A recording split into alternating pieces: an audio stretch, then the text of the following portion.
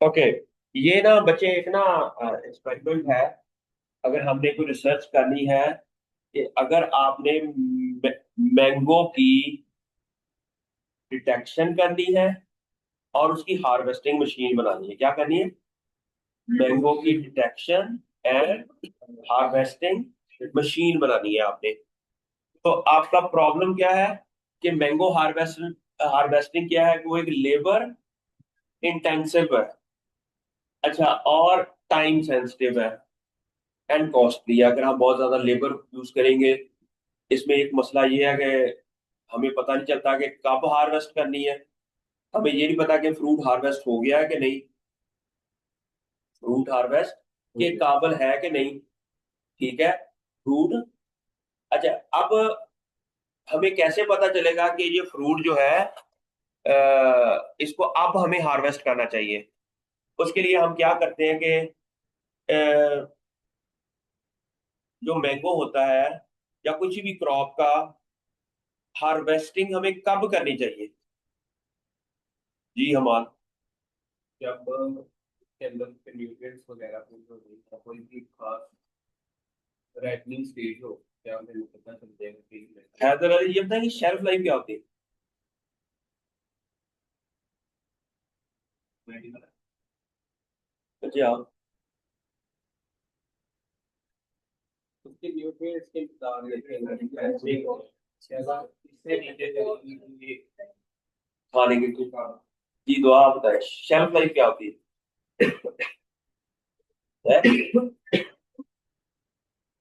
जब तक fruit edible हो। एडिबल का मतलब क्या होगा? खाने के काबिल हो। अच्छा, हु डिफाइन कि ये एक एडिबल है, इस दिन तक एडिबल है? जी। जी हाँ। कोई एक न्यूट्रिएंट बताए कि इतनी मकदार हो तो ये एडिबल है। विटामिन सी लेंगे, उसकी अगर 500 mg तक रहेगी तो वो एडिबल होगा। अगर उससे कम चली जाएगी तो वो एडिबल नहीं। ठीक है, हमारे पास है कि अगर हार्वेस्टिंग के बाद पर के फ्रूट है उसकी हार्डनेस है 10, लेकिन अगर वो हार्डनेस 5 तक आ जाती है, अगर 5 से नीचे आएगी तो वो इनएडिबल है। उसका मतलब क्या है? अच्छा, अब हमने देखा कि 10 से लेकर 5 तक आने में अगर उसको 15 डेज लग रहे हैं तो इसमें उसकी शेल्फ लाइफ कितनी है? जब हमने हार्वेस्ट किया तो 10 थी उसकी वैल्यू हार्डनेस की, लेकिन जब वो 5 तक आई तो उसको 15 दिन लग गए। लेकिन अगर हमने उसके ऊपर किसी केमिकल की कोटिंग कर दी, अगर उसको 15 तक आने में 25 दिन लग गए, इट मीन आपने उस केमिकल की वजह से 10 दिन उसकी शेल्फ लाइफ बढ़ा दी। समझ आ गई आपको? तो उसके लिए हम क्या करते हैं कि लेकिन अच्छा, अब है क्वेश्चन ये है कि हार्वेस्ट कब किया जाए? अच्छा, फर्ज किया क्या 10 पे हार्वेस्ट करना चाहिए हार्डनेस के ऊपर, या उसको 11 पे करना चाहिए, या 9 पे करना चाहिए? ठीक है, अब अगर आपकी नीड ये है कि आपने इसको लोकल मार्केट के लिए इसको वहां पर अगले दिन इन्होंने लोगों ने खा लेना है, तो इट मींस आप इसको 8 तक भी ले आओगे तो हार्वेस्ट कर लेंगे तो नो प्रॉब्लम, 1 या 2 दिन में, 3-4 दिन में वो। लेकिन अगर आपने वही फ्रूट हार्वेस्ट करके एक्सपोर्ट करना है तो उसकी जो वैल्यू है इट मस्ट बी 10। 10 और ठीक है, मेरी बात की समझ आई? तो इसलिए हमें एक, लेकिन हम क्या एक फिनोटिपिक डाटे से फिनो के हम देख के ये मालूम कर सकते हैं कि ये फ्रूट जो है इसकी अब 10 वैल्यू है। दो तरह के एनालिसिस होते हैं ना, एक एनालिसिस होते हैं कंस्ट्रक्टिव डिस्ट्रक्टिव, एक होते हैं नॉन डिस्ट्रक्टिव। डिस्ट्रक्टिव एनालिसिस कौन से होते हैं हैदर अली? डिस्ट्रक्टिव एनालिसिस क्या होते हैं?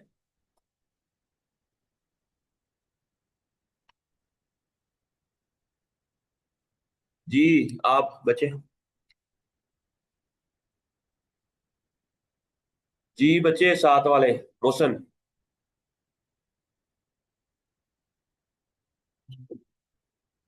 डिस्ट्रक्टिव एनालिसिस क्या होते हैं जी कुड़िए? कोई भी नहीं पता? हाँ। पहले सेमेस्टर में पढ़ाया था, बट पांचवें में भी पढ़ाया था आप।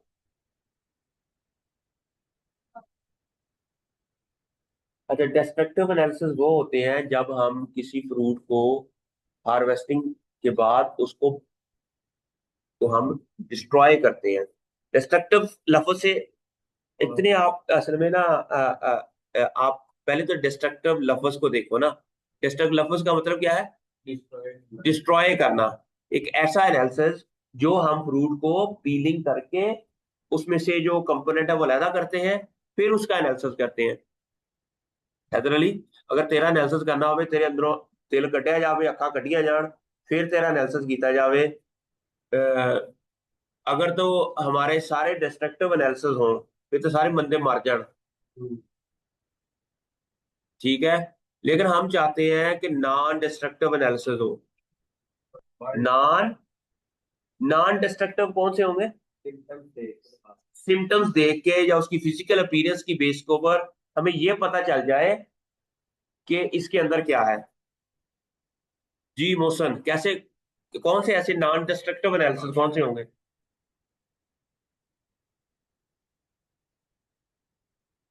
सुमन बुकमन उमन फाम लायू जीवन। अल्लाह ताला ने क्या है कि इनको कोई जरूरत नहीं है कि वो मैं इनको कुछ कहूं कहूं ना करूं, ये तो पक्के जहन्नमी है। ठीक है, जी बताएं। इसलिए मैंने कहा कि ये पक्के फेल है। ठीक। हाँ।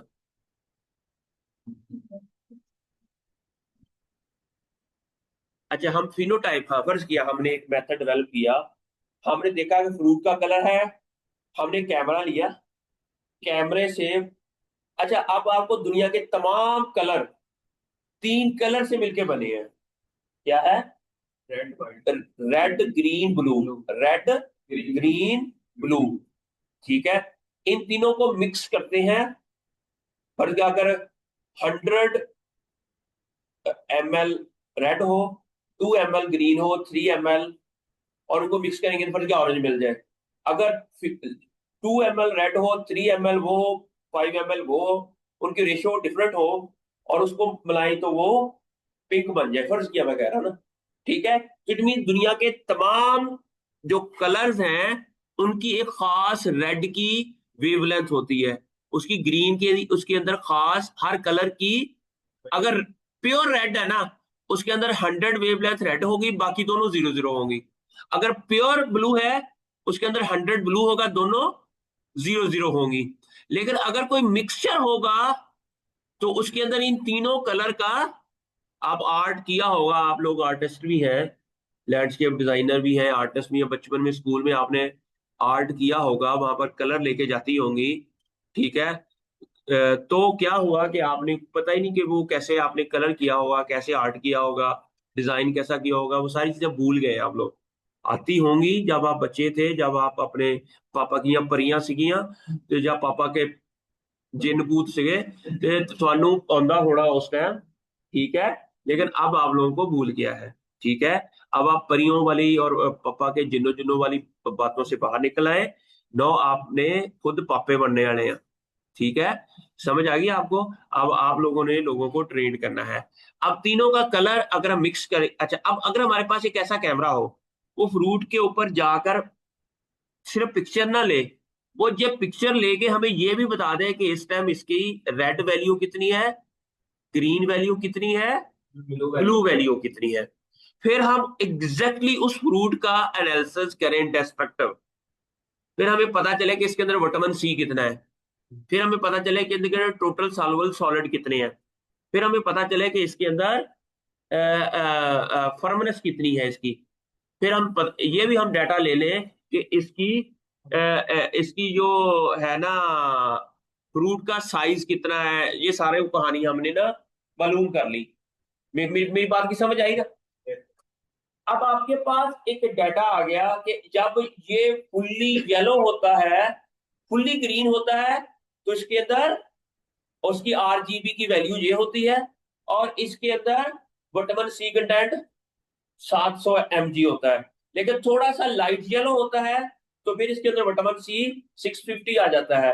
जब फुल फुल येलो हो जाता है तो इसकी विटामिन सी की वैल्यू 600 आ जाती है।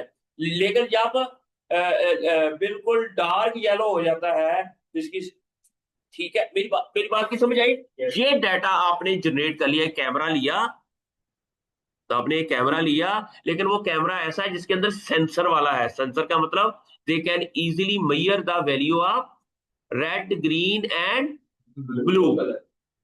ठीक है, आपने वो कैमरा लेके उसकी वैल्यू, वो आपने एक टेबल के अंदर रखते गए कि आरजीबी ये है, आरजीबी ये है, तो अगर ये आरजीबी होगा तो ठीक है, ये आरजीबी होगा तो ये विटामिन कंटेंट आएगा। और हमने देखा कि अगर आरजीबी फर्ज किया 100, 200, 300, और तब इसकी जो विटामिन या उसके अंदर स्टार्च कंटेंट इतना होता है। और हमने कहा हुआ है कि फर्ज किया अगर फ्रूट के अंदर स्टार्च कंटेंट 9 हो ना, फर्ज किया मैं कह रहा हूं, एक्सपोज वैल्यू कर ली, तब हमने इसको हार्वेस्ट करना है। और 9 स्टार्च कब आता है? जब आप फ्रूट का एनालिसिस करेंगे तो 9 वैल्यू को पता चलेगा ना, डिस्ट्रक्टिव एनालिसिस करेंगे। लेकिन हमने इसको एसोसिएट कर दिया कि अगर आरजीबी की वैल्यू जे होती है तो स्टार्स कंटेंट 9 होता है। अब आपने कैमरे को कहा जा जाके हमें बता कौन कौन सा ऐसा फ्रूट है जिसकी वैल्यू आरजीबी की ये है, आरजीबी की ये वैल्यू है। अब आप हमें बता दें कि किस फ्रूट को हमने हार्वेस्ट करना है। ठीक है, ये तो हो गया उसके अंदर प्रोग्रामिंग।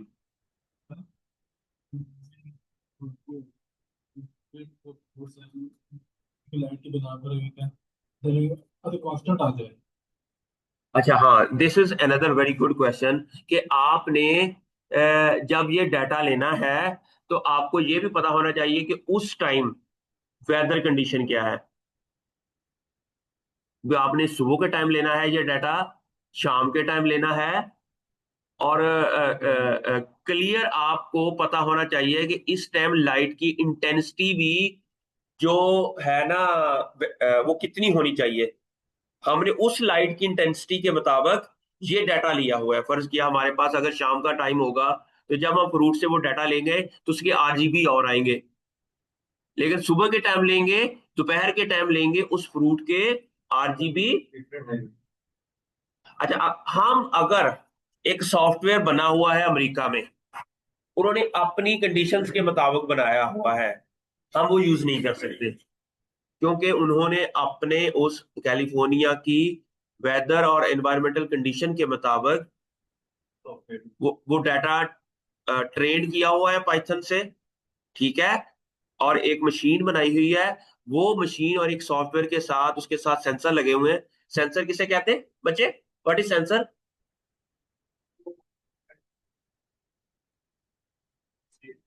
अच्छा, सेंस करते हैं, सेंस, हाँ, डिटेक्ट करते हैं, सेंस।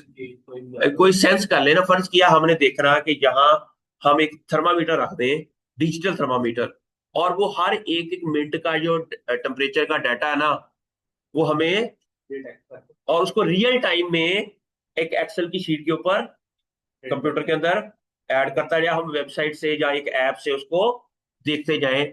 इसे भी हम सेंसर कहेंगे, इसे भी क्या कहेंगे? अगर हमारे पास सॉइल के अंदर हमने ये मालूम करना है कि उसके अंदर कितने परसेंट वाटर है, तो उसके अंदर एक सेंसर लगाएंगे जो फौरन उसके डाटे को मेजर करेगा और हमें ऐप के साथ को डाटा देता रहेगा, और हम उसको मालूम करते जाएंगे कि इस टाइम इस सॉइल का टेम्परेचर, ह्यूमिडिटी, टेम्परेचर, ये डाटा क्या है। इसे हम क्या कहते हैं?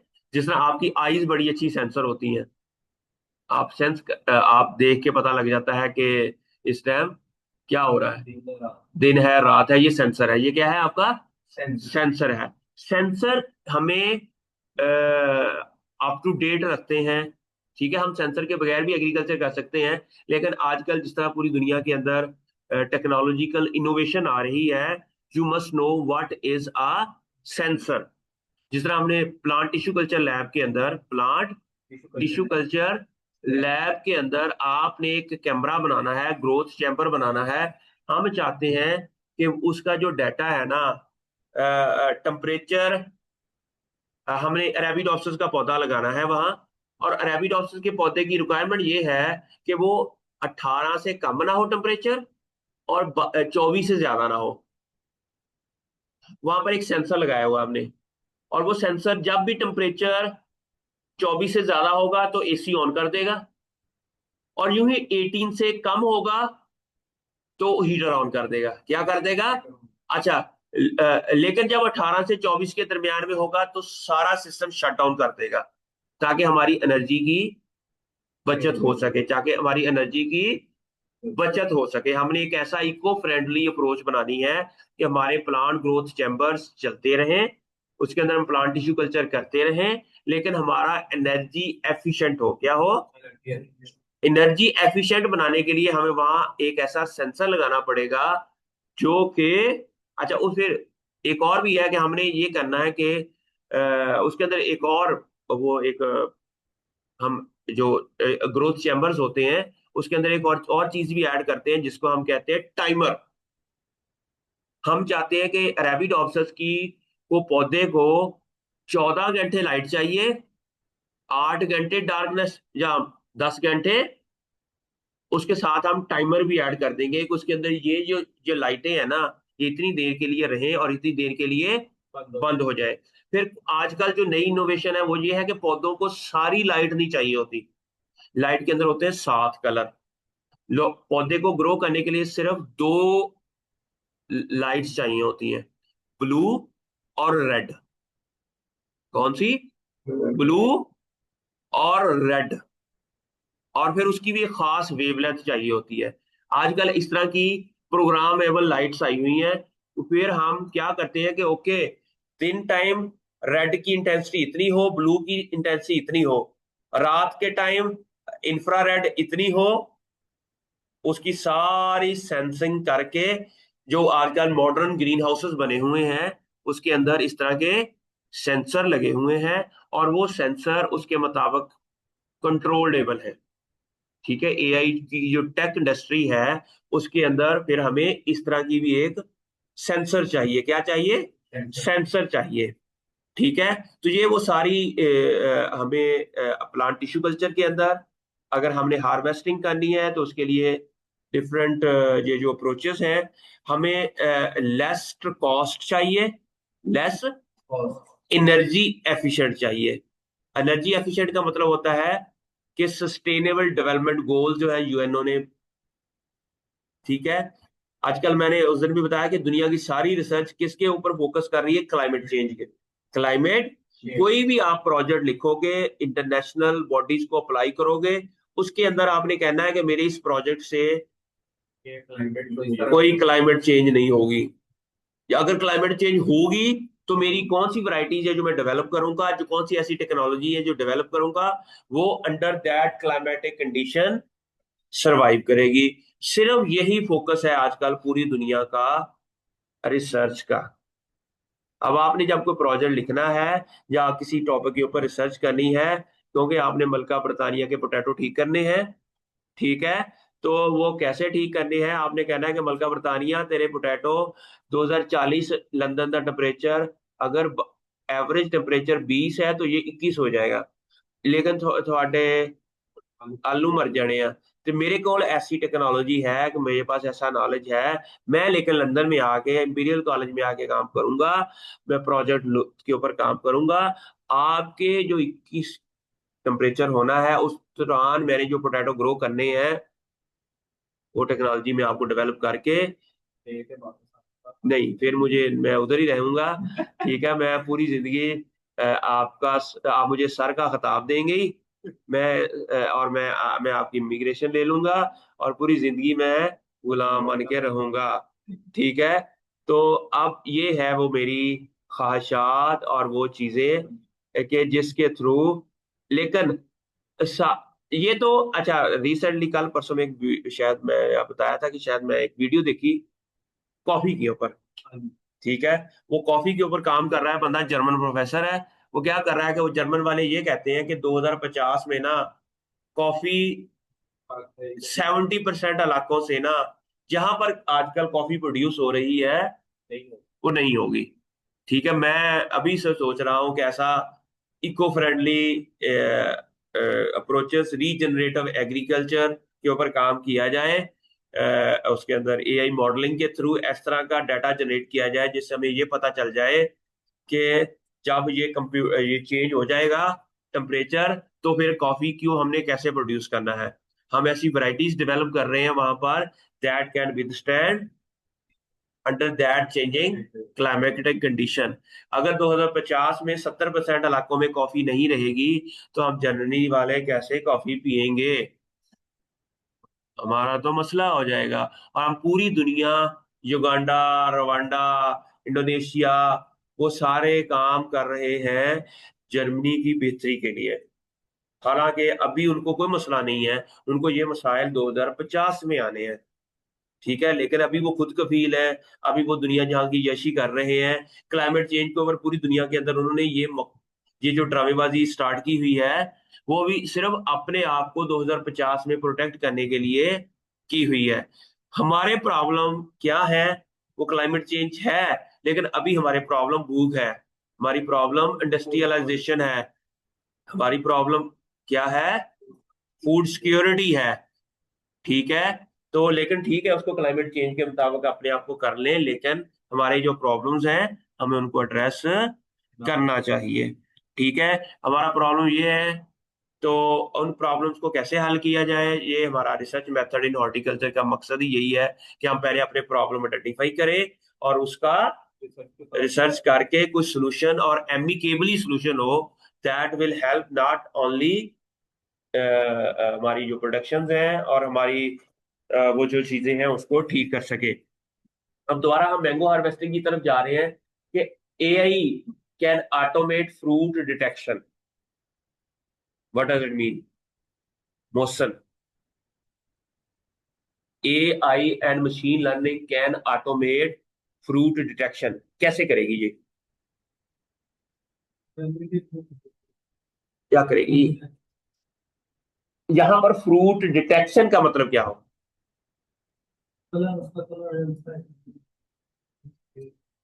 हाँ, और उसको हमने ये बताना है कि फ्रूट डिटेक्ट करके ये बताना है कि ये फुल्ली राइप है, ये अनराइप है, मिड स्टेज के ऊपर है। ये हमें एक मशीन, एक रोबोट जाएगा ऑर्चर्ड में, वो हमें वहां पर जीपीएस लोकेशन के थ्रू उनको हम ये भी डाटा देंगे कि ये नंबर 1 नंबर फ्रूट है, ये 2 फ्रूट है, ये 3 फ्रूट है, ये 4 फ्रूट है। वो पूरे बाग में जाएगा, एग्जैक्टली उन नंबर को वो उसको जीपीएस की लोकेशन दे देनी है कि ये यहाँ पर जो जीपीएस के ऊपर पौधा लगा हुआ है ना, ये नंबर 1 फ्रूट है। इस जीपीएस के ऊपर जो लगा हुआ है ये नंबर 2 है। उसके अंदर जितनी भी north south west north side के ऊपर जो फ्रूट लगे हुए हैं, जिस जिस ब्रांचेस के ऊपर, आपने उसको डिटेक्ट करके हमें बताना है कि whether the fruit is fully ripe, ready to harvest or not. ठीक है, मेरी बात की समझ आई? पहला काम, ये काम हमारा नॉन डिस्ट्रक्टिव मेथड कौन सा है? नॉन डिस्ट्रक्टिव मेथड से हमें ये पता चल जाएगा कि whether the fruit is ready to harvest or not. Drones के थ्रू, कैमरे के थ्रू ये वो जाएगा, जाके पूरे उस इलाके को मैयर करेगा और उसके मुताबिक हमारे पास एक डाटा जनरेट कर देगा कि which fruit we need to harvest at today or not. अच्छा, दूसरा क्वेश्चन ये है कि उसकी राइपनिंग की क्लासिफिकेशन भी हो जाएगी और उसकी हार्वेस्टिंग टाइम भी हमें पता चल जाएगा। ठीक हो गया। तीसरा ये है ऑब्जेक्टिव क्या है हमारा? डिजाइन ए रोबोटिक सिस्टम। अच्छा, तीसरा ये है कि हम उसी कैमरे के अंदर हम एक रोबोटिक आर्म लगा दें। क्या लगा दें? रोबोटिक आर्म लगा दें। वो आप डाटा हमारे पास लेकर ना आए, वो खुद ही उसको एनालाइज करें। उसके अंदर कॉग्निटिव मोशन, कॉग्निटिव किसे कहते हैं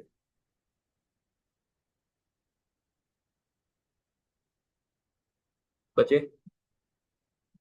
उसके पास पहले तो मेमोरी वगैरह अच्छा, चीजें। कॉग्निटिव किसे कहते हैं? हमारा ब्रेन के अंदर ना कॉग्निटिव फंक्शन होता है, किसी चीज को लर्न करने का तरीका, ठीक है। हाँ, और फिर उसको प्रोसेस करके एनालाइज करने का जो हमारा ब्रेन का जो वर्क करता होता है, इसको हम क्या कहते हैं।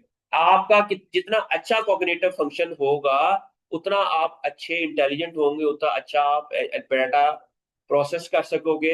आपने उस रोबोटिक का कॉग्निटिव फंक्शन को इतना ट्रेन कर देना है, वो छोटे छोटे जो चेंज इन द फ्रीक्वेंसी और समथिंग, उसके ऊपर भी वो फुल्ली ट्रेन हो। वो क्या हो, फुल्ली ट्रेन। उसका कॉग्निटिव फंक्शन, कॉग्निटिव का मतलब है कि आपने डिसीजन लेना है।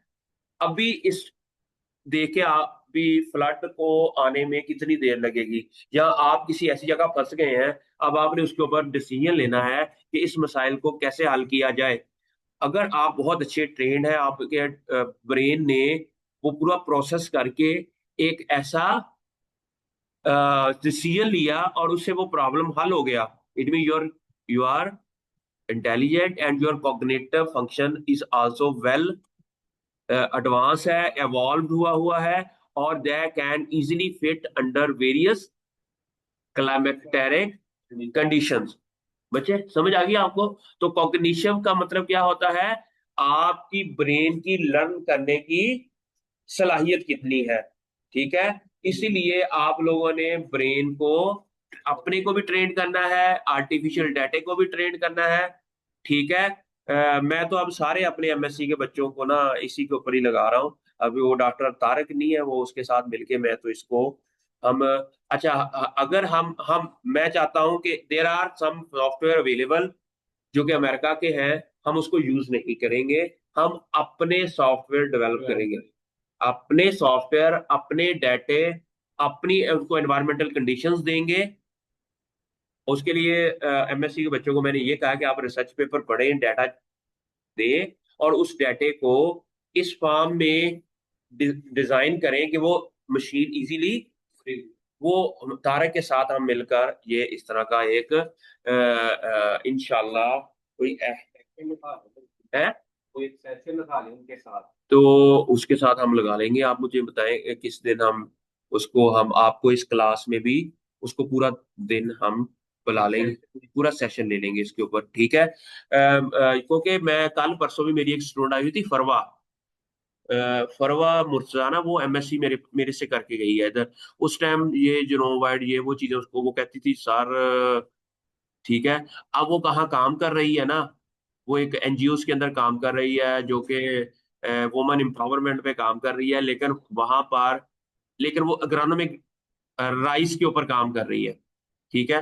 लेकिन वो कहती है कि हमारा डेली वो डाटा ये जनरेट करते हैं, ये वाला, और उस डाटे को मशीन लर्निंग के थ्रू, हम प्रिडिक्टिव मॉडलिंग के थ्रू हम ये मॉडल कर रहे हैं कि कौन सी वैरायटी कौन सी जगह कैसा परफॉर्म कर रही है, और उस बेस के ऊपर हम फार्मर्स को, वुमेन्स को ट्रेन करते हैं।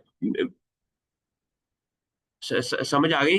तो अब वो सारी दुनिया के अंदर जो जॉब्स है ना, वो कहती है कि हमारा कॉटन इनिशिएटिव, वो हार्टिकल्चर थी लेकिन जॉब उसकी कॉटन में हो गई। कहता हमारे जो एनजीओ हैं, जो ऑर्गेनाइजेशन है, ये है कैबी, कैबी के साथ है। कहती वो सारी ऑर्गेनाइजेशन के अंदर सारे एग्रीकल्चर का वो प्रोजेक्ट है, लेकिन 90% वो लोग वहां पर उसके अंदर लम्स के ग्रेजुएट है, जो कि एग्रीकल्चर नहीं आती, लेकिन उनको एआई आती है, उनको एआई आती है, ठीक है।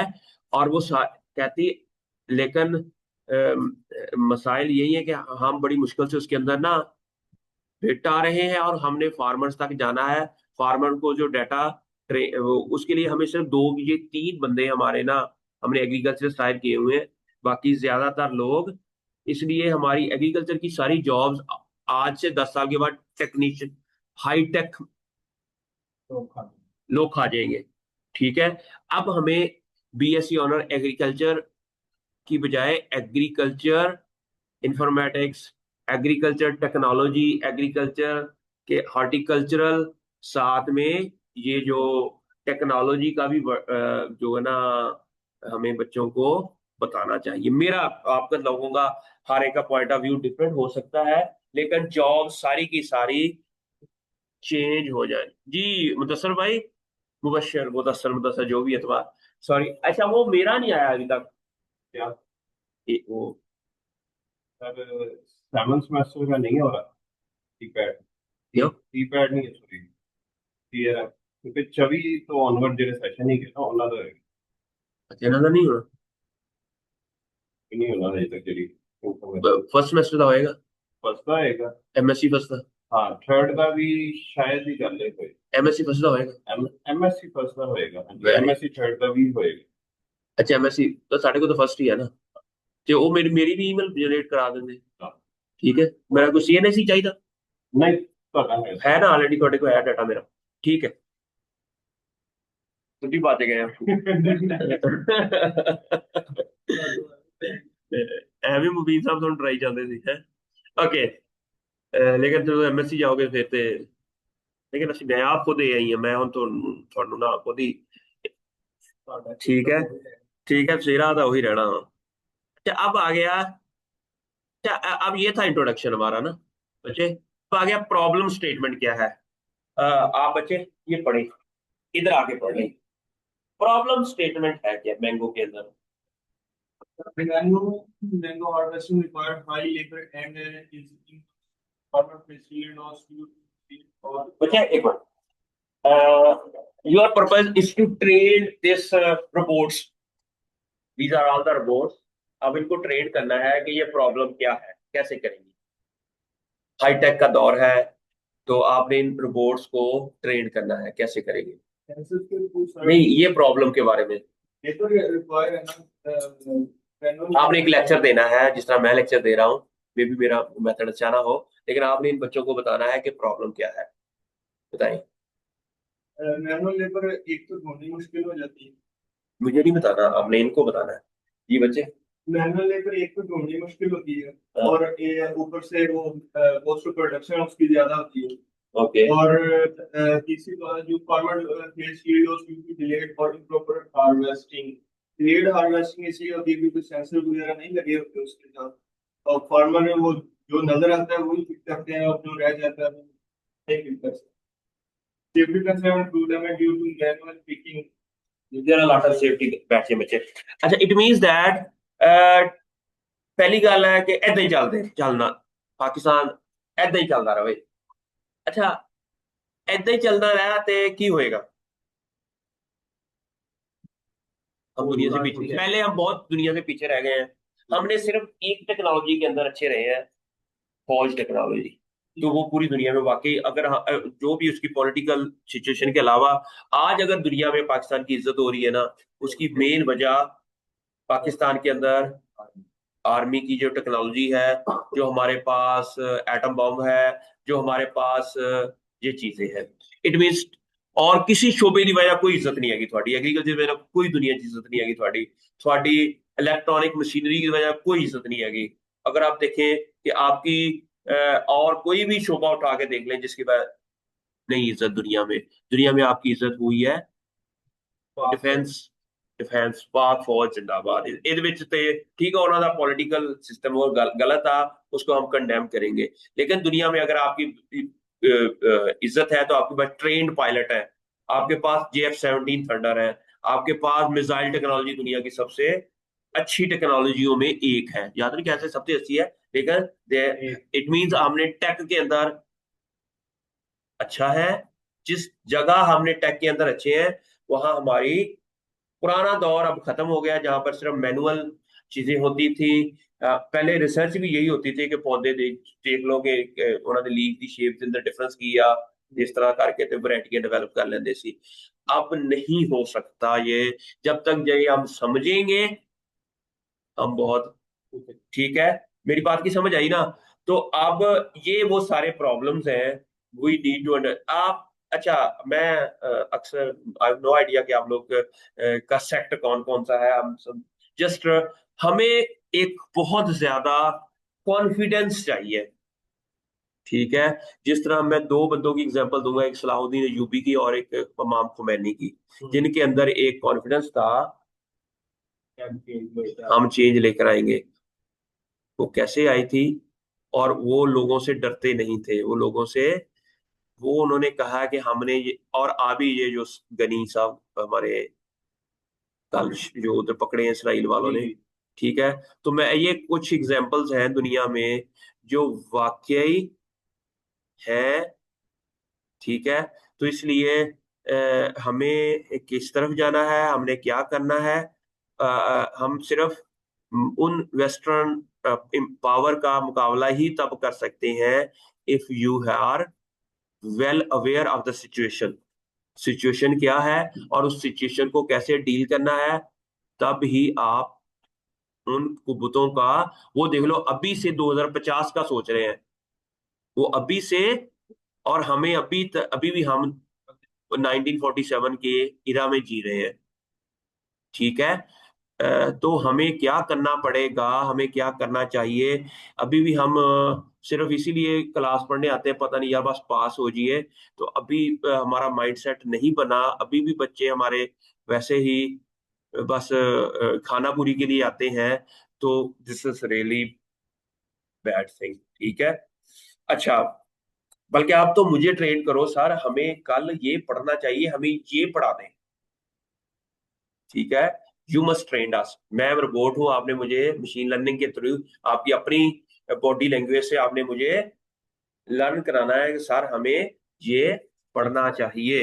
ओके, आगे है सेफ्टी कंसर्न भी है, फ्रूट डैमेज हो जाता है ड्यूरिंग मैनुअल पिकिंग। अच्छा, इसका हल क्या है, ऑब्जेक्टिव क्या है, detect fruit accurately using AI और एमएल मॉडल, ठीक हो गया, समझ आ गई। और दूसरा जो है क्लासीफाई मैंगो, उसकी राइपनेस अनराइप है, राइप है या ओवर राइप है। Use robotic arm for safe and efficient harvesting. मेरी बात की समझ आई, इस प्रोजेक्ट का ऑब्जेक्टिव क्या है, we need a efficient robots are something that can efficiently harvest, ठीक है, और safely harvest without damaging the. अच्छा, अब वो आर्म होगा, रोबोटिक आर्म होगा, उसके ऊपर इस तरह का कुछ सिस्टम लगा होगा कि जब वो फ्रूट को हार्वेस्ट करे, वो हार्वेस्ट करने से फ्रूट डैमेज भी ना हो, ठीक है, और फ्रूट की जो क्वालिटी है वो मेंटेन रहे। अब हमारे पास मैंगो का अगर फ्रूट हार्वेस्टर होगा, अगर वो फ्रूट को, मैंगो को हम ऐसे कट करें ना, तो ज्यादा अच्छा है, ज्यादा अच्छा नहीं है, सॉरी, ठीक है। जब ऐसे कट करेंगे तो उसके जो जो जो उसका सैप है ना, वो फ्रूट के ऊपर आ जाता है। हमें हार्वेस्ट उसको कैसे करना है कि फ्रूट को पहले ऊपर ऐसे करना है, फिर नीचे से उसको कट करेंगे तो सैप उसका नीचे चला जाएगा।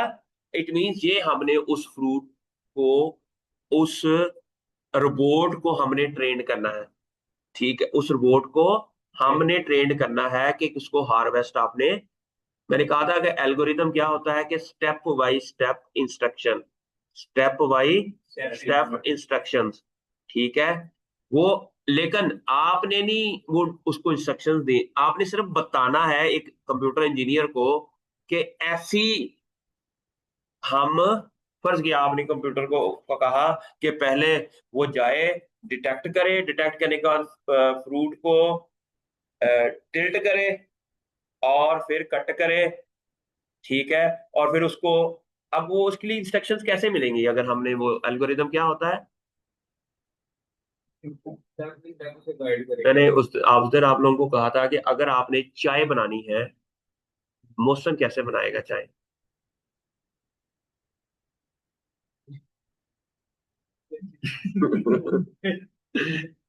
है, हाँ, लेकिन ये एक बात अगर आप एक रोबोट को बताएंगे तो कैसे बताएंगे, हाँ, Take out the milk. Identify the milk. है, Identify the milk. Okay, Take out the. Okay. आजकल वो बनी हुई है रोटी मेकिंग मशीन, ठीक है। रोटी मेकिंग मशीन क्या है कि उसके अंदर वो खोलते हैं, उसके अंदर थोड़ा सा ऑयल डाल देते हैं, आटा गूंदे बगैर ही डाल देते हैं, ठीक है, और उसके अंदर थोड़ा सा पानी भी डाल देते हैं, और वो, और उसको प्रोग्राम कर देते हैं इतनी रोटियां बना दो। इट मीन उसको पहले प्रोग्राम किया होगा, उसको उन्होंने कहा होगा कि आटा लेना है, सूखा, उसके अंदर इतने ml पानी डालना है, फिर उसको मिक्स करना है, फिर उसके अंदर ऑयल डाल देना है, फिर उसकी वो बनाना है, फिर उसकी रोटी बनानी है, फिर रोटी पक के आएगी इतने मिनट के लिए, के बाद आपने वो रोटी बाहर फेंक देनी है। ये एक रोटी मशीन, रोटी मेकर आप देखेंगे ना, रोटी मेकर अगर ऐसा होगा, अगर वो रोबोटिक होगा, अगर वो रोबोटिक होगा, लेकिन उसको पहले वो चीजें रॉ मटेरियल देना पड़ेगा। ठीक है, हम ज़ाहिर है ये तो नहीं कहेंगे फ्रिज से निकाल लो, हम उसको एक बंदा होगा जो उसको एक ml या थोड़ा थोड़ा पानी और ग्लास वो एक जगह रख के जो उसके अंदर ऐड कर देगा उस मशीन के अंदर। ऐड कर दो। अब उसको मशीन खुद ही वो क्या करेगी, उसको में से उतने ml पानी ले लेगी, उतने ml, क्योंकि मैं 2007 में ग्लासगो गया ना, तो हम रियल टाइम पीसीआर करते थे उधर, पहले में ना मैनुअली करते होते थे हम। 2007 की बात है, एट दैट टाइम, आज आज से कितना पुराना, अभी इतना एआई का दौर भी नहीं था। उनके पास ना रोबोटिक्स होते थे 2007 में। वो क्या करते थे कि हम जब फ्रूट की हार्वेस्टिंग एनालिसिस करने हैं ना, या हमने रियल टाइम पीसीआर लगाना है या पीसीआर लगाना है, हम क्या करते थे कि उसको, वो मशीन जो हम क्या करते थे कि पहले हम डिफरेंट उसके मिक्सचर बनाना होता था, मिक्सचर बनाने के बाद फिर उसको कई ट्यूब्स के अंदर डालना होता था, फिर हर ट्यूब के अंदर एक एक सैंपल का, हर सैंपल का 2-2 माइक्रोलीटर उसके अंदर, अगर 100 सैंपल होते थे ना, तो हमसे अक्सर गलती हो जाती थी, पता नहीं मैंने इस सैंपल में 2 ml डाला है। तो वो हम क्या करते थे कि वो एक ही जगह वो सैंपल 100 के 100 रख देते थे, फिर वो मिक्सर भी रख देते थे, और उस रोबोट को कहते थे खुद ही ट्यूब चेक पिक करो। ये तो मैंने खुद किया हुआ है काम। वो ट्यूब लेता था पहले, उसको पहले सैंपल में से 2 माइक्रोलीटर लेता था, उसको एक ट्यूब के अंदर डाल देता था, फिर वो टिप डिस्कार्ड करता था, फिर नई टिप उठाता था, फिर दूसरे सैंपल से उसको दूसरे मास्टर मिक्स में, इस तरह 100 ट्यूब्स थी, 100 सैंपल थे, वो एक एक सैंपल से एक एक चीज लेता था, और इसमें गलती के कोई चांस नहीं। ये वो काम था जो मैंने खुद काम किया हुआ है 2007 में। हिसाब लगा लो कि यूके में Glasgow university at that time it was so much advance, और हमारे अभी तक भी ये पता नहीं है कि ये हम, हमारी इतनी लैब्स बुरी हैं कि हम आपको ये प्रैक्टिकल का कोर्स मैं अपने ऑफिस में पढ़ा रहा हूँ। इट शुड बी समवेयर, जो भी जहां भी होना चाहिए। समझ आ रही है? तो ये एल्गोरिदम्स और ये चीजें अगर आप सीख जाएंगे, तो डेफिनेटली अगली सारी टेक की जॉब्स है, मैं अभी एक मैंने रिपोर्ट पढ़ी थी कि आज से 10 साल के बाद 90% जॉब्स एआई बेस होंगी, सिर्फ 10% होंगी जो मैनुअल होंगी। ठीक है, इसलिए अपने आप को इस चेंजिंग जो आज से अगर हम 10 साल पहले कहते ना, फिर तो कोई इशू नहीं था। ये कोरोना ने ना असल हमें बहुत आगे बढ़ा बचा दिया। कोरोना के दौरान हमने जो घर रह के लोगों को के माइंड चेंज कर दिया, और बहुत जो तरक्की हमने को 20 साल बाद करनी थी वो पहले कर ली। मेरी बात की समझ आई ना? तो आप जेन जी है, क्या है जेन जी, बड़ी जी, ठीक है। तो आप लोगों को सरवाइव करने के लिए जहर मेहनत करनी पड़ेगी। ठीक है, तो अच्छा, अब है आगे आ गया रिड्यूस कॉस्ट है, लेबर की डिपेंडेंसी खत्म हो जाएगी, आप फारग हो जाएंगे। ठीक है, और उसके अलावा पोस्ट हार्वेस्ट लॉसेस कम से कम होंगे। हम कहते हैं कि हमारे 40% पोस्ट हार्वेस्ट लॉसेस होते हैं फ्रूट्स के अंदर। अगर हम वो 40% बचा लें, हमें और वैरायटीज की जरूरत नहीं है, हमें और चीजों की जरूरत नहीं है, हम सिर्फ ऑलरेडी जो हमारी फ्रूट्स हैं उनको ही सेव कर लें और पोस्ट हार्वेस्ट मैनेजमेंट के ऊपर काम कर लें, we can save millions of dollars of Pakistan, and we can, इसको हम एक्सपोर्ट कर दें, तो हम बहुत अच्छे तरीके से काम कर सकते हैं। ठीक हो गया? आगे है कि इस, ये तो ज़रा आपके काम की नहीं है, ये काम है उनका जिन्होंने ये करना है, एआई वालों ने ना। ठीक है, लेकिन आप इनको ट्रेन कर सकते हैं, उनसे सीख सकते हैं कि हमने अच्छा, एआई वाले क्या करेंगे कि वो चीजें मॉडल बना के दे देंगे, लेकिन उसको रन करना आप होंगे। रन तो ज़ाहिर आपको एक हॉर्टिकल्चरिस्ट ही चाहिए होगा, उसको ड्राइवर, जो जिस तरह गाड़ी होती है, गाड़ी बनाता इंजीनियर है, लेकिन उसको रन एक आम अनपढ़ बंदा भी कर लेता है। अब आप अनपढ़ तो नहीं है कि आप इस रोबोट को रन नहीं कर सकेंगे। आपको पता है, आप अपना माइंड सेट पहले क्लियर करें कि आपके अंदर कॉन्फिडेंस है, आपके अंदर कॉग्निटिव फंक्शन है, you can do anything what ever you want. ठीक है। अच्छा, उसके लिए परसेप्शन, ये पहला है perception RGB camera, RGB D camera, D sensor वाला कैमरा है वो। ये कौन सा है? जिसके अंदर वो कहता है, वो क्या मेजर करेगा, रेड ग्रीन ब्लू का वो जो उसकी ठीक है एग्जैक्ट अमाउंट क्या है उस फ्रूट के ऊपर ना। फिर उसके अलावा सेंसर्स लगे होंगे उसके अंदर। सेंसर की बात हमने ऑलरेडी कर ली है कि सेंसर्स क्या होते हैं जो डिटेक्ट कर लेते हैं। अब ये जो एआई मॉडल्स है ना योलो, ये फ्री अवेलेबल है इंटरनेट के ऊपर, इसके लिए हमें कोई कॉस्ट की जरूरत नहीं है। हमें कॉस्ट की जरूरत है इसमें ऊपर वाले में ना, ये आप आरजीबी, ये जो दूसरा है ये योलो इसमें यूज कर लें या बाकी दोनों कर लें। ये पाइथन के अंदर जो प्रोग्रामिंग करने के लिए जो पाइथन के वो जो ये है ना, ये कोड्स है, ये इंटरनेट पे फ्री अवेलेबल है, यू कैन। इट मीन हमें पहला कैमरा लेना पड़ेगा, दूसरा वो जरूरत नहीं है हमें, तीसरा है रोबोटिक आर्म, वो लेनी पड़ेगी हमें। अगर आपने ये एक ऐसा मॉडल, जरा पहले हम देखेंगे वो आर्म की प्राइस क्या है। वो आर्म की, आपको आप हो, आपके पास एक एआई स्पेशलिस्ट हो और एक इलेक्ट्रिकल इंजीनियर, ये तीनों मिलके ये प्रोजेक्ट कंप्लीट कर सकते हैं। मेरी बात की समझ आई? उसमें हम रोबोटिक आर्म ले लें, उसकी प्रोग्रामिंग वो कंप्यूटर वाला कर देगा, लेकिन उसको क्या बताना है कि प्रोग्रामिंग करनी कैसे है वो उसको नहीं पता।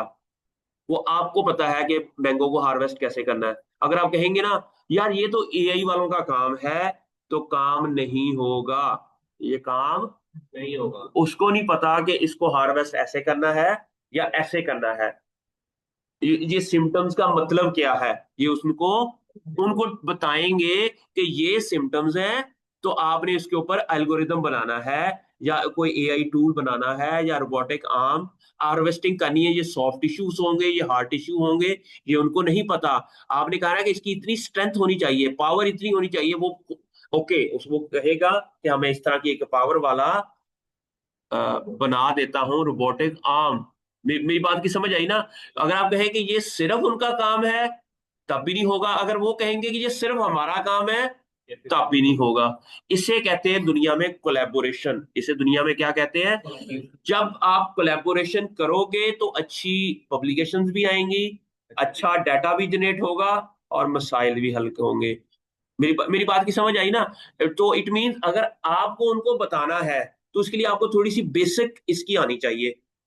मैं इसलिए सिर्फ आपको बेसिक पढ़नी है, बहुत एडवांस नहीं पढ़नी। आपने सिर्फ बेसिक थोड़ा थोड़ा नॉलेज हो कि मैंने एल्गोरिदम क्या होता है उसको, जिस तरह ये मोहसन ने बड़ा अच्छे तरीके से एक्सप्लेन किया है कि कैसे हम चाय बना सकते हैं, कैसे रोटी बना सकते हैं, कैसे हम ये एनालाइज कर सकते हैं चीजों को, वो हमें बेसिक चीजें आपको आनी चाहिए, आनी चाहिए। ठीक हो गया? समझ आ गई बच्चों? उसके बाद आ गया मोशन प्लानिंग एंड कंट्रोल। ज़ाहिर है वो रोबोटिक्स होगा, उसको वो उसको कंट्रोल भी करना है, मोशन भी करनी है, ये सारे सिस्टम है, ये हमें नहीं पता, ये काम है उनका।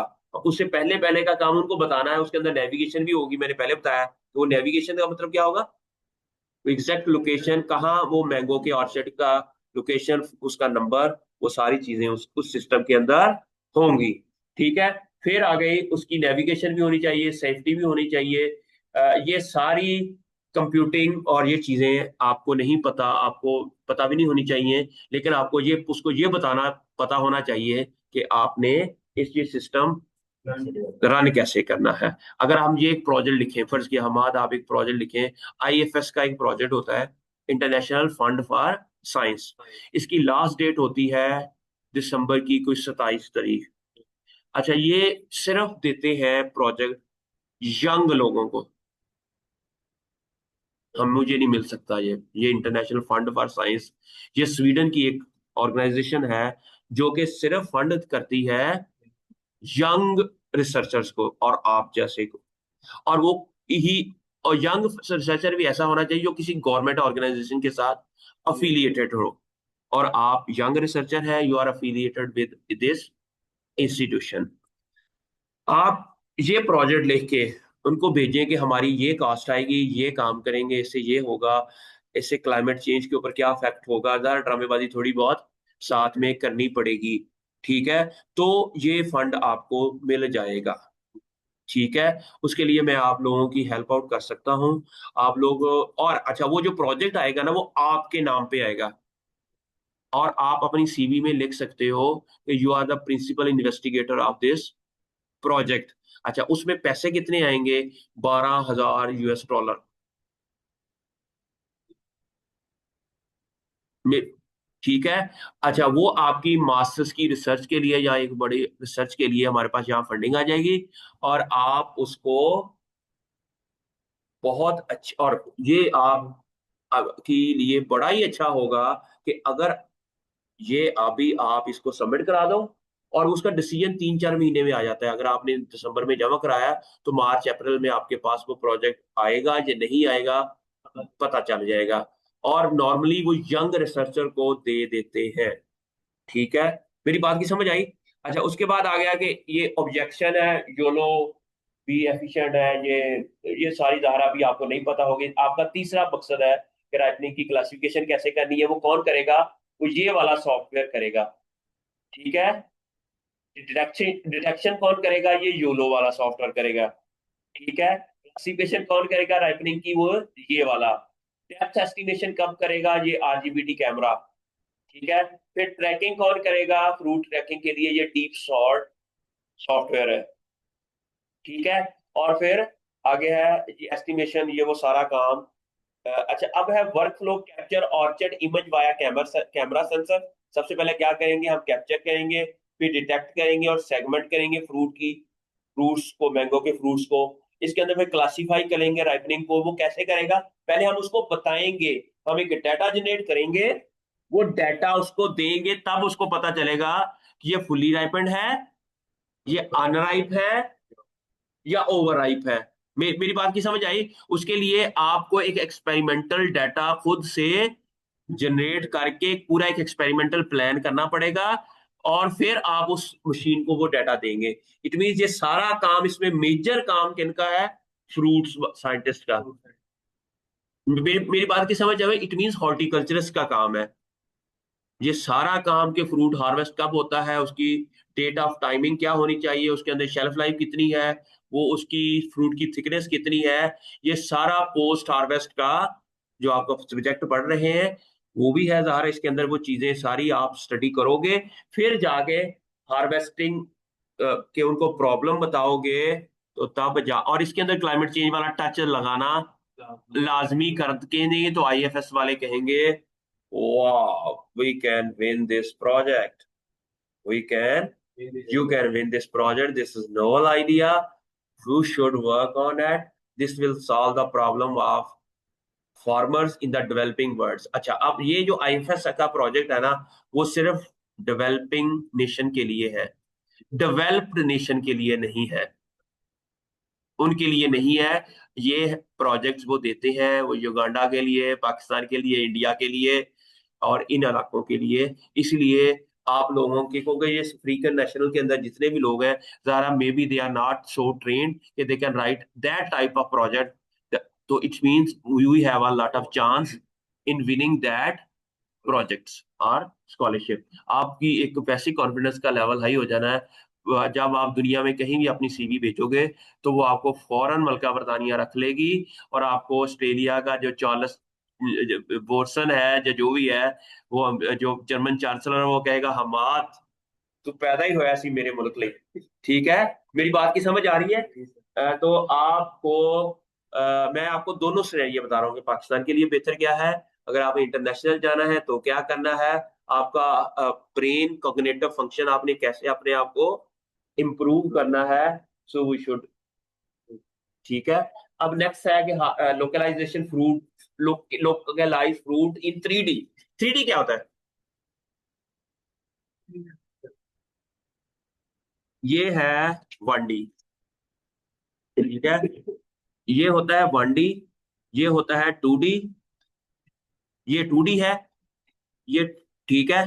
अगर 3D होगा तो इसका एक और एक्सेस, 1D 2D 3D, ठीक है।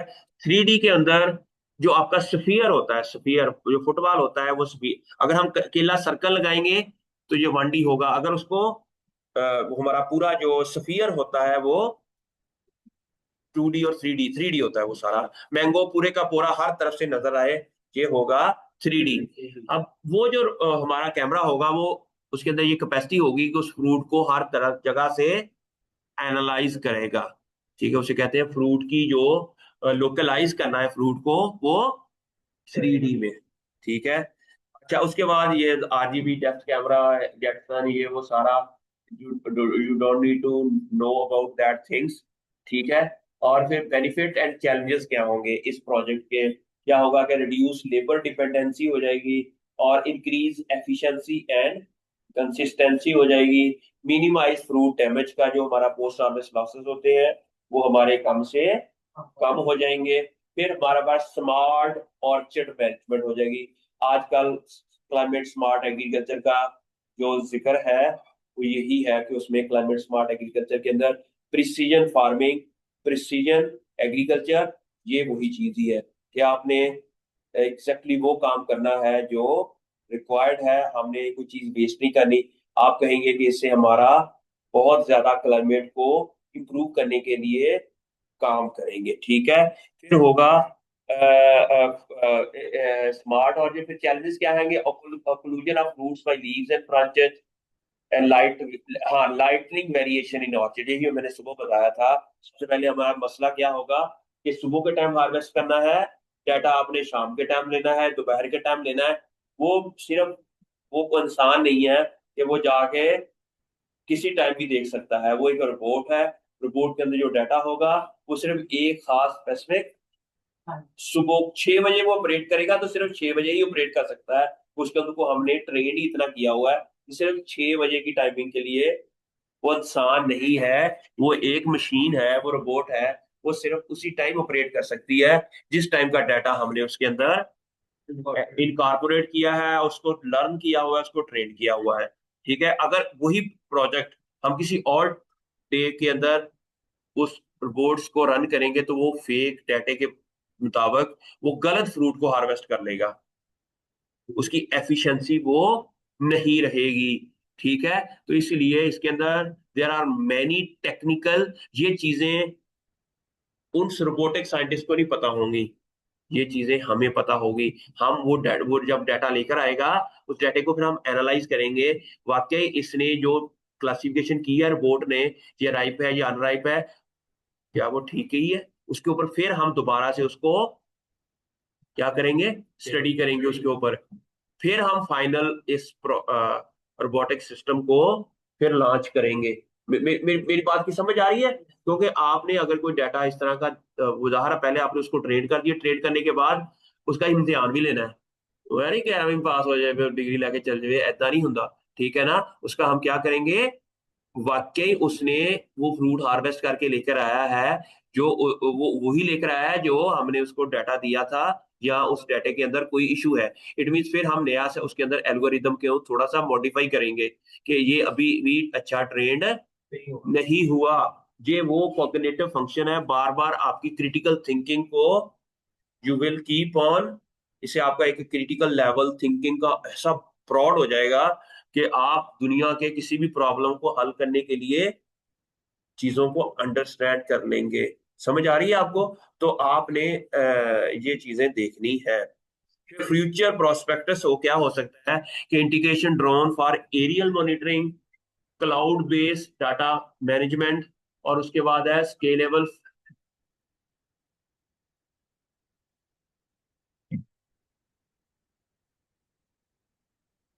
जी डॉक्टर साहब, वेलकम।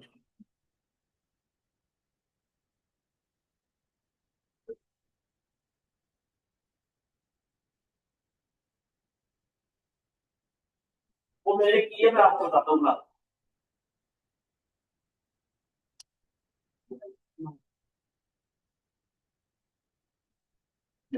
ओके, अब है कि फ्यूचर प्रोस्पेक्टस क्या हो सकती है इसकी integration with drone for aerial monitoring. फिर है कि cloud based orchard data management. फिर advance multi modal sensor for ripening detection and scale level fleet of harvesting report for commercial farms.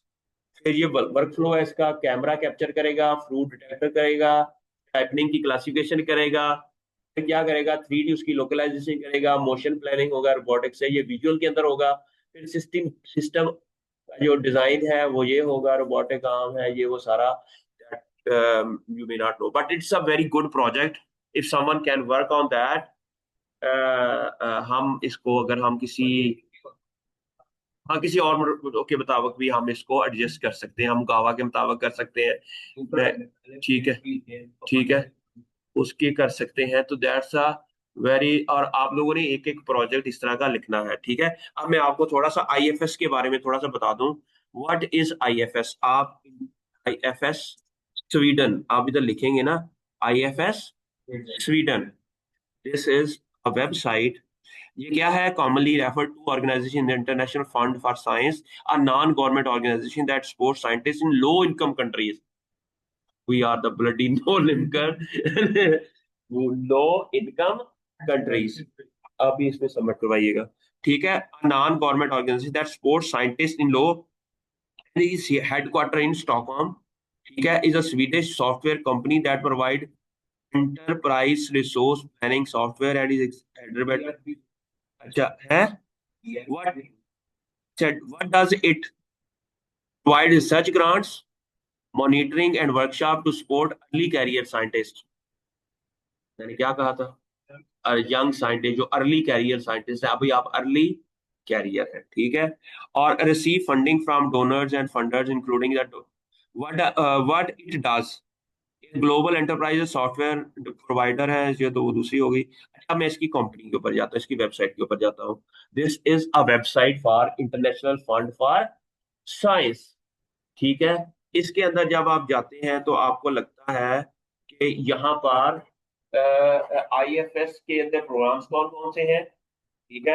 ये देखो इन्होंने सारे काले पीले ही रखे हुए हैं अंदर ना, थोड़े के, ठीक है। क्योंकि ये फंड ही उनको देते हैं जो लो इनकम कंट्रीज है, और उसमें पाकिस्तान भी आता है, ठीक है। अब यहाँ पर लिखा हुआ है IFS supports stakeholder participation in research, ठीक है। और ये सारा इसके अंदर वो कहानी होंगी। ये doctor, number of IFS grant इनको 2 मिली हैं। Doctor Isaiah Wakindo, research centre for soil science, faculty of agriculture, Kenya, ठीक है। ज्यादातर एग्रीकल्चर वालों को देते हैं ये। मिस यमिला गोंदिजेला क्यूबा की है, इसकी है ये सेंटर फॉर प्रोटीन स्टडी, सारा यही इन्हीं की है, ठीक है, एग्रीकल्चर के लिए। और हाउ टू अप्लाई, आपको यहाँ पर जाएंगे, ठीक है। मैं पहले आपको बताता हूँ कि कौन कौन से ऐसे पाकिस्तानी इनके ऑलरेडी जो रिसर्च एरिया एलिजिब, अच्छा पहले तो एलिजिबिलिटी क्राइटेरिया क्या है। Any must be a citizen of eligible country, ठीक है। एलिजिबल कंट्री, ये डिफरेंट फंडिंग है इसकी, डिफरेंट उसके लिए रिक्वायरमेंट है, ठीक है। एलिजिबल कंट्री में पाकिस्तान आता है, पक्की गल होना, ठीक है।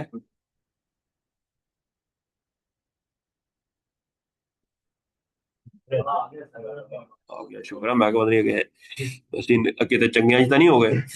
ਸਾਡੇ ਜਿਹੜੇ ਆ ਨਾ ਉਹ ਅੱਜ ਕੱਲ ਜਿਹੜੇ ਪ੍ਰਾਈਮ ਮਿਨਿਸਟਰ ਆ ਉਹ ਅੱਛੇ ਹੋ ਗਏ ਨਾ, ਤੇ ਸ਼ਾयद ਇਹ ਨਾ ਹੋਵੇ कि है। अच्छा अच्छा, और इसके लिए बेसिक रिसर्च अप्रोच। अच्छा अब इसमें हम देखते हैं कि पाकिस्तान के जो रिसर्चर हैं किन किन को ये प्रोजेक्ट मिला हुआ है। हम इसको सर्च करते हैं, ठीक है। कॉमस्टेक प्रोग्राम है। अच्छा अब ये देखें बच्चों, यहाँ पर हम लिखते हैं पाकिस्तान, क्या लिख दिया? पाकिस्तान। कंट्री ऑफ रिसर्च भी पाकिस्तान, पाकिस्तान में कंडक्ट हुई रिसर्च। साइंटिफिक एरिया हम एग्रीकल्चर, ठीक है।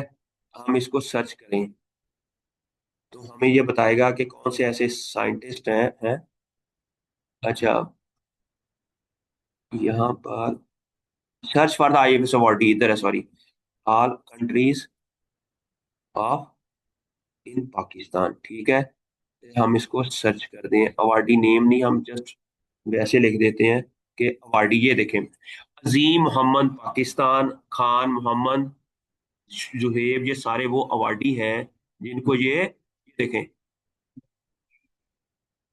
ये इतने लोगों को ये प्रोजेक्ट मिला है, तो इट मीन्स आपको भी मिल सकता है। इतने लोगों को अगर ये मिला है तो आपको तो नौ हो ही नहीं थी, आपको बता दिया मैंने, ठीक है। हमने क्यों नहीं ले सके ये फिर इसके बाद सेकंड नंबर पे ये है, ये इतने बंदे हैं जिनको ये प्रोजेक्ट, मंसूर मिर्जा, ये वो सारा, और अभी आप ये यंग रिसर्चर के लिए है, हमारे जैसे लोगों के लिए नहीं है जो ऑलरेडी, ठीक है। और ये देखें इतने ज्यादा ये इसमें, ठीक है। ये प्रोजेक्ट्स हैं, ये अवार्डी हैं, सर्च वाला grant father search project, 126 person को पाकिस्तान में इन्होंने मिला है प्रोजेक्ट्स। इट मींस नेक्स्ट जो 4 5 6 हो सकते हैं अगले साल के लिए, उनमें से 1 2 3 बंदे हमारे भी, आप लोगों में से भी हो सकते हैं। मेरी बात की समझ आ गई? पहले तो हमें पता ही नहीं होता, अब नुकसान ये है कि हमें नॉलेज नहीं है, लेकिन इंडिया के लोगों को पता होता है, युगांडा के लोगों को पता होता है, इजिप्ट के लोगों को पता होता है, ठीक है, और वहां वो चले जाते हैं, ठीक है। एक तो ये अपॉर्चुनिटी आ गई। अच्छा, एक अपॉर्चुनिटी है, मैं आपको दिखाता हूँ, ICGEB में, ICGEB, ये एक इंटरनेशनल सेंटर है जेनेटिक इंजीनियरिंग का और बायोटेक्नोलॉजी का, ठीक है।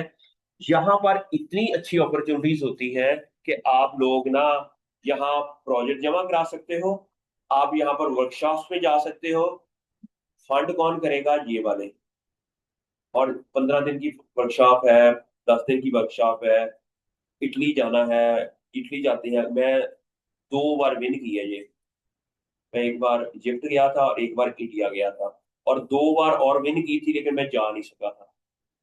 एक बार मैंने इक्वाडोर के लिए एक विन की थी प्रोजेक्ट, ACICGEB का, और एक बार इटली के लिए, मेरा इटली का वीजा लग गया था, कोई इश्यू था कि मैं जा नहीं सका, ठीक है।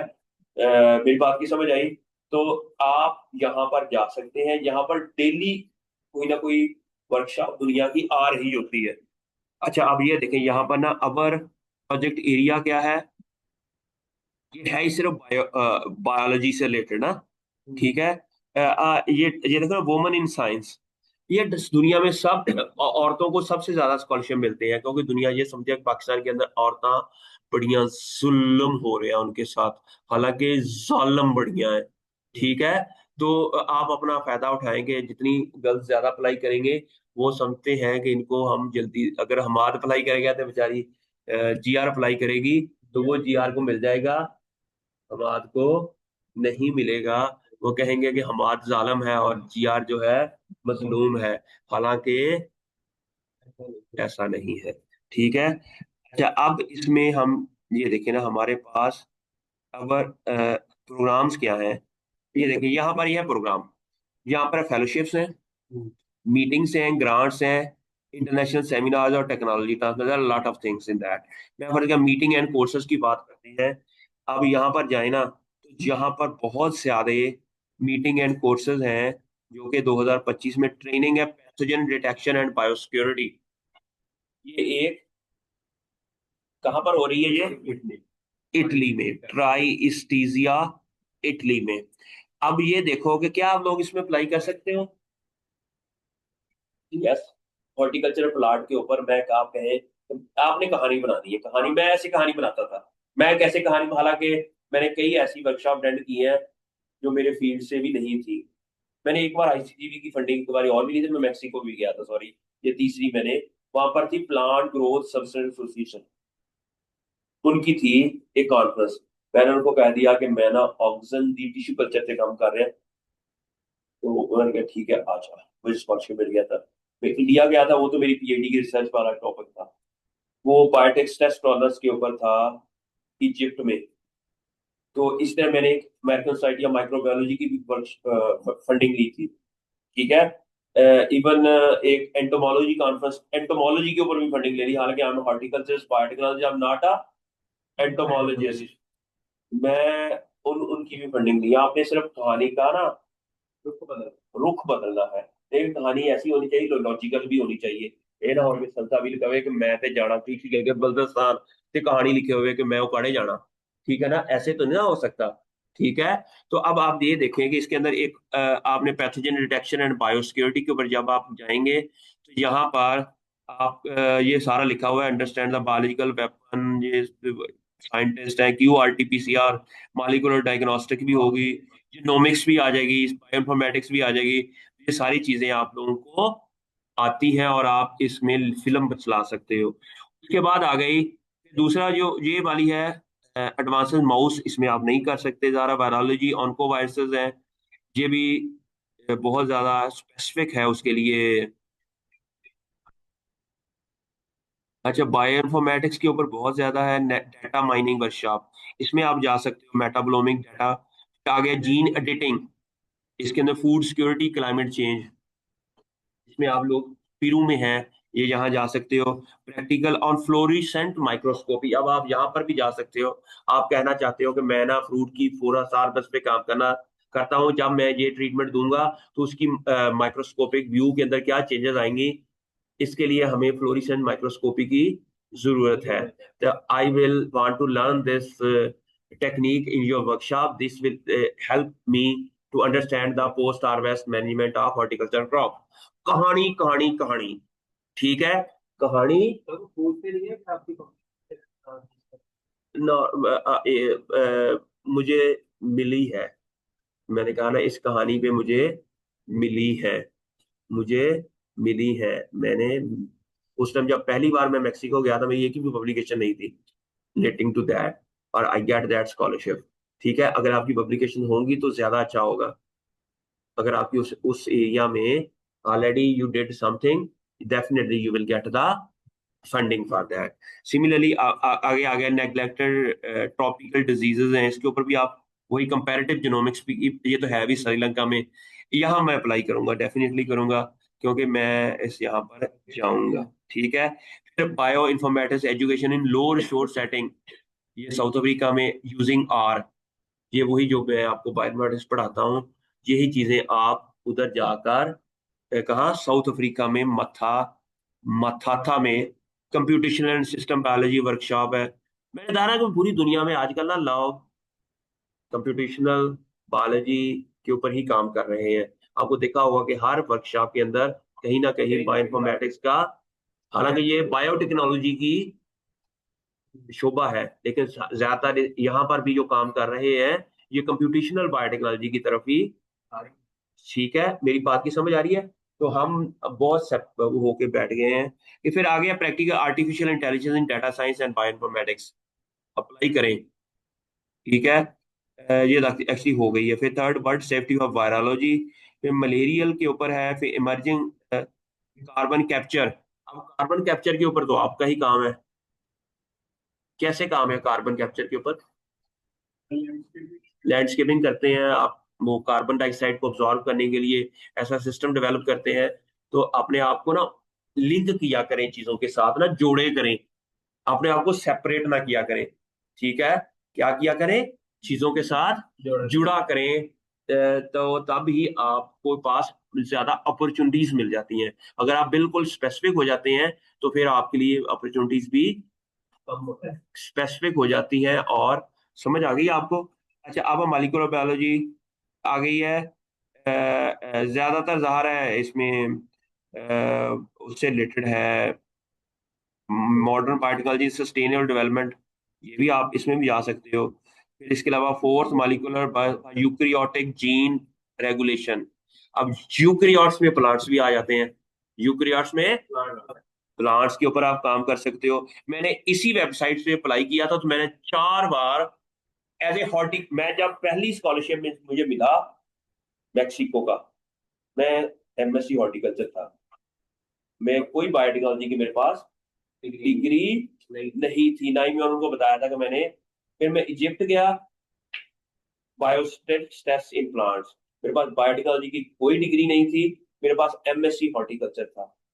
तो मुझे ये स्कॉलरशिप मेरे 3 बार या 4 बार जब भी मिला है, उस time I was only horticulturist, I did not complete PhD yet at that time. एक हाँ मुझे मिली आईसीजीबी की फंडिंग जब इंडिया गया था, तो तब वो बिल्कुल आरएनएआई के ऊपर थी। तो मैंने बताया था कि मेरी पीएचडी आरएनएआई पे है, तो उन्होंने पूरी दुनिया से लोग सिलेक्ट किए थे।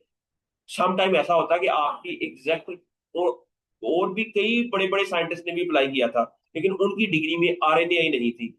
मेरी पीएचडी आरएनएआई पे थी, तो इसलिए उन्होंने मुझे, इंडिया वालों ने सिलेक्ट कर लिया। और मैं वहां 2 हफ्ते रह के आया था इंडिया में, न्यू दिल्ली देख के आया था, वहाँ बड़ा मजा आया था। मैं ये इसलिए बता रहा हूँ कि मैंने ये चीजें एफर्ट की हुई हैं, और आपके पास सक्सेस स्टोरीज हैं। I have already win that, वो जो चीजें हैं सारी की सारी। फिर उसके अलावा ये है कि international research on Brussels, art and technology for laboratory mice, sustainable pesticide research mitigation. अब पेस्टिसाइड की के ऊपर तो आप जा सकते हो, बीइंग एग्रीकल्चरिस्ट जा सकते हैं। कहानी बनानी है जल्दी कहानी बनानी है। उसके बाद आ गया international conference on molecular dynamics, microbiology आ गई, फिर बायोफ्यूल, पैथोजन डिटेक्शन। वो सारी आपको ना ये जो इतनी लॉट ऑफ है कि आपको यहाँ, इवन आप यहाँ यहाँ पर ना, ये कॉल फॉर प्रपोजल पता क्या है? अगर मैं यहाँ ये वर्कशॉप करवाना चाहता हूँ, दुनिया से लोग आए, पाकिस्तान आए, तो मैं इनको अप्लाई करूंगा। तो हमारे पाकिस्तान में भी होती है, हर साल या 2 साल के बाद एक आध हो जाती है इधर। उसमें हमारे निपची में, जहाँ से मैंने पीएचडी की है, वहां भी कई बार इस तरह की वर्कशॉप्स हुई है, और बाहर से लोग आते हैं और करते हैं। जी डॉक्टर साहब, ठीक है। तो ये वो सारा इसमें आप, फिर एक है एम्बो। एम्बो का पता है? एम्बो, एमबीओ, शॉर्ट फेलोशिप या लॉन्ग फेलोशिप। अभी कल परसों मेरे पास एक स्टूडेंट आई मिनहाज यूनिवर्सिटी की ना, वो कहती सर मैंने इसके ऊपर अप्लाई किया है, तो मुझे काफी अच्छा रिस्पॉन्स मिला है। एमएससी कर रही है अभी बॉटनी में वहाँ, ठीक है, बीएससी ऑनर करने के बाद ना उसने इसमें अप्लाई किया है। एम्बो एम्बो फेलोशिप्स होती हैं। फिर इसके अलावा एक होती है तवास। तवास क्या होती है?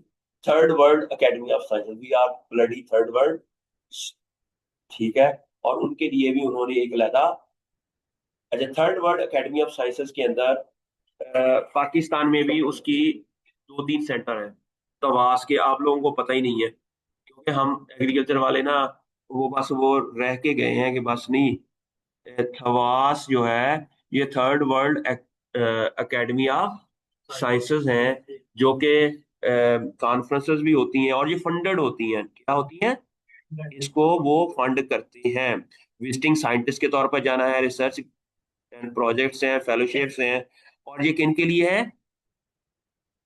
थर्ड वर्ल्ड कंट्री के लिए। थर्ड, इसके अंदर बहुत ज्यादा साइंस डिप्लोमेसी ट्रेनिंग, ये डिफरेंट तरह की इसके अंदर। फिर इस्लामिक डेवलपमेंट बैंक भी है, वो भी इसके साथ कनेक्टेड है, ठीक है। आप इस्लामिक डेवलपमेंट बैंक जो है उसके अंदर भी आप फेलोशिप्स होती है हमारे। असल में ना हमारे निपजी के जो लोग हैं ना, जहाँ से मैंने पीएचडी की है, वहाँ ये सारे लोगों ने ये चीजें विन की हुई है, इसलिए मुझे वहां से पता है। तो जब मैं पीएचडी वहां करता था, वहां डेली बातें ये होती होती थी, तो इसलिए लोग अप्लाई करते थे, और इसलिए मैंने आईसीजीबी का भी वहीं से पता चला था। और मैंने 5 जगह फेलोशिप ली है इसकी, ठीक है। तो कहते हैं ना, अब मैं अप्लाई करता रहता था, और हम ये फंडिंग मिल जाती थी। इसलिए ये मैंने आपको बता दिया कि this is the funding that is